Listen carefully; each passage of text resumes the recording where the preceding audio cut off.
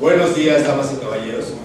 El Ayuntamiento de la Anáhuac da por iniciada la sesión de este día, que tiene como objetivo evaluar, dilucidar y debatir la posibilidad de desligar a nuestra nación de la corona española. A continuación escucharemos la justificación académica del por qué y para qué se celebra esta representación que evoca el Congreso de 1808. Estamos aquí reunidos para hacer una representación del Congreso de 1808, que fuera uno de los actos considerados como un antecedente de la lucha de independencia de la Nueva España. Esta representación es una forma de comprender las ideas políticas de los diferentes actores que fueron puntos claves en la formación del pensamiento político mexicano. En este Congreso analizaremos la participación de personajes ilustres como Francisco Primo de Verdad, Fray Melchor de Talamantes, Fray Servando Teresa de Mier, a don Lucas Alamán, al padre Miguel Hidalgo.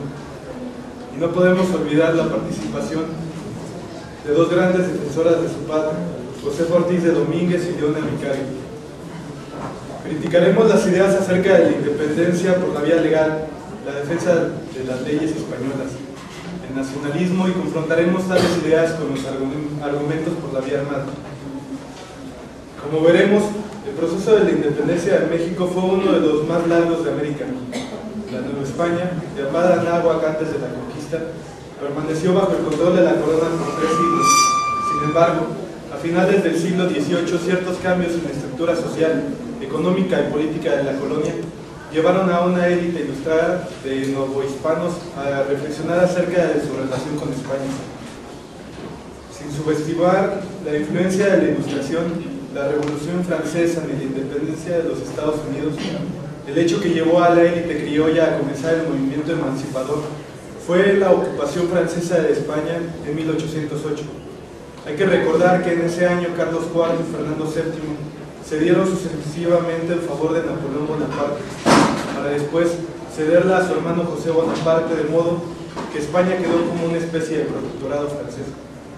En las colonias españolas en América se formaron varias juntas que tenían como propósito conservar la soberanía hasta que regresara el rey VII al trono. Nueva España no fue la excepción.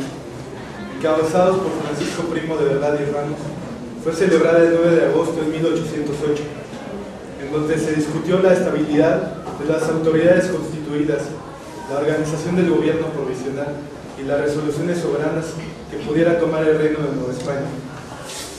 El clima de incertidumbre y de discusión en temas que nunca antes se habían puesto en entredicho, como el de la soberanía, predominaron en aquellos días. La junta fue celebrada en el Palacio Virreinal y a continuación mis compañeros ayudarán a revivir este acto trascendental en nuestra historia profesional. Saludo a todos nuestros congresistas, a la mesa directiva que hoy presido, y a todos aquellos mexicanos, mestizos, criollos y demás castas que no se encuentran presentes, pero que comparten la misma sed de libertad y de justicia. Solicito al vocal de actas la lectura del orden del día.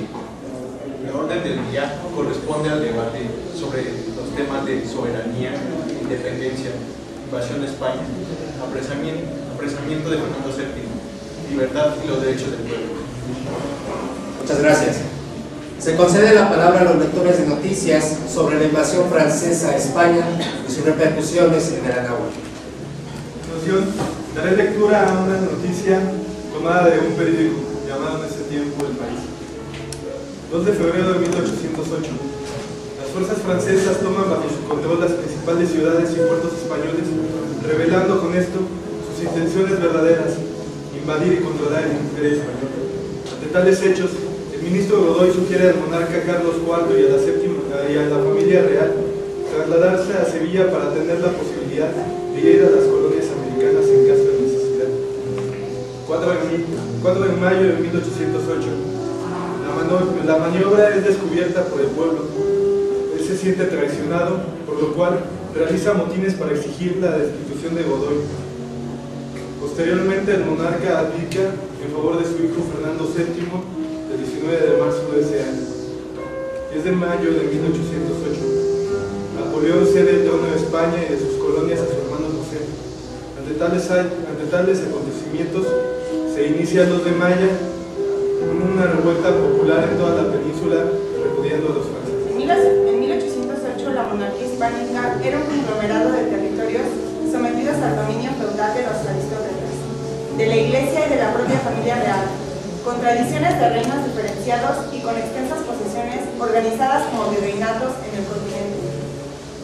Eran poco más de 10 millones los habitantes peninsulares que vivían del campo, en condiciones de pobreza la mayoría. Para efectos de entender esta situación, hay que remontarse a la segunda mitad del siglo XVIII, la abdicación de Carlos IV y la subida al trono de Fernando VII. Sin embargo, la llave del poder estaba en manos de Napoleón, la hidra revolucionaria, para los aristócratas y para la Iglesia.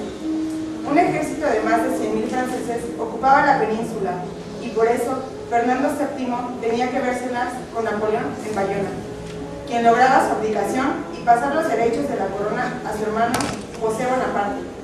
Esto desencadenó una guerra de independencia nacional y también hizo de la península el terreno en que dirimir la primacía europea entre Gran Bretaña y Francia, con el Imperio Americano en el trasfondo. Las Cortes de Cádiz y la independencia americana, el motín madrileño del 12 de mayo de 1808 contra las tropas francesas y los fusilamientos del 3 de mayo pintados por Goya se han mitificado como inicio de la guerra de la independencia, pero fue en zonas no ocupadas por franceses donde ante el cambio dinástico se constituyeron juntas que, lideradas por los liberales, asumieron el poder, armaron al pueblo y, en concreto, las juntas de Andalucía lograron una victoria inesperada en Bailén en julio de 1808. Pronto el ejército napoleónico recuperó casi toda la península, a pesar del desembarco de tropas inglesas. La Junta Central, constituida por decisión de las juntas provinciales, convocó en 1808, en respuesta a las reformas de José I y ante los sucesivos desastres militares, unas Cortes Generales y Extraordinarias que representaban a la nación.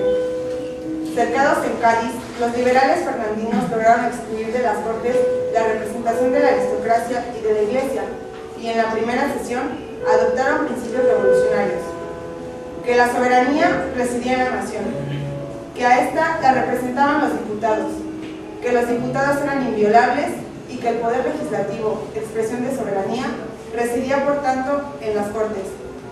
Era la partida de nacimiento de la nación española. Nuevo sujeto de soberanía política, con lo que se derrumbaban los privilegios amasados en siglos de régimen feudal por la aristocracia, la Iglesia y la propia corona. Las Cortes, compuestas por gente inculta y por mentalidad burguesa, legislaron todo un nuevo edificio social, rompieron con el poder de los señores feudales, proclamaron las libertades de expresión y reunión, reorganizaron el clero regular, asumiendo la desamortización efectuada por José I, pensaron en la reforma agraria con reparto de los bienes comunales y baldíos entre soldados y pobres, pero sobre todo aprobaron un texto constitucional en 1812 que establecía con detalle la organización de los poderes en el nuevo Estado representativo de la nación española. La libertad y la igualdad entraban en la historia y se inauguraba el sufragio universal para ser elegido. Pero simultáneamente el vacío de soberanía también había desencadenado la sublevación de las colonias americanas. Aunque las Cortes de Cádiz habían acogido a los españoles de ambos hemisferios y hubo diputados por América, las ideas de libertad y el ejemplo de los Estados Unidos impulsaron a los sectores más dinámicos de las ciudades coloniales a tomar el poder en sus respectivas demarcaciones. Fue simultáneo en la práctica totalidad del extenso imperio. En 1810, desde México hasta Buenos Aires y Santiago de Chile, incluyendo Caracas y Bogotá, se constituyeron juntas con capacidad soberana. Se desencadenó una guerra con desiguales escenarios, diferentes apoyos y estrategias contrapuestas entre los independentistas. El proceso de independencia dura casi 3 lustros, hasta que en 1824 la corona española es derrotada y solo se mantiene en Cuba y Puerto Rico.